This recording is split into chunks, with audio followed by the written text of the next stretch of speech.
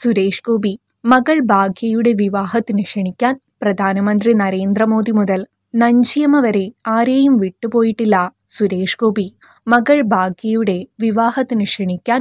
അതിനു മുന്നോടിയായി നടന്ന സംഗീത് ചടങ്ങിന്റെ ചിത്രങ്ങൾ സമൂഹമാധ്യമങ്ങളിൽ വൈറലാകുന്നു. ബന്ധുക്കളും അടുത്ത സുഹൃത്തുക്കളും മാത്രമാണ് ഈ ചടങ്ങിൽ പങ്കെടുത്തത്.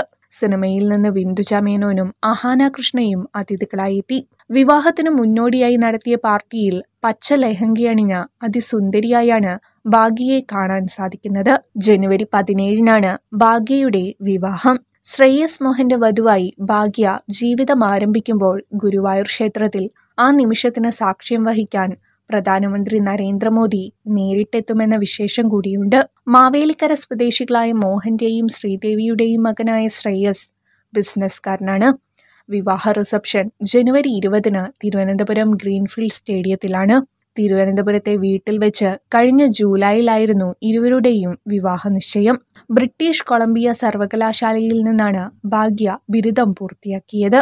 UBC സൗഡേഴ്സ് സ്കൂൾ ഓഫ് ബിസിനസ്സിലായിരുന്നു പഠനം. സുരേഷ് ഗോപി രാധിക ദമ്പതികളുടെ മൂത്ത മകളാണ് ഭാഗ്യ.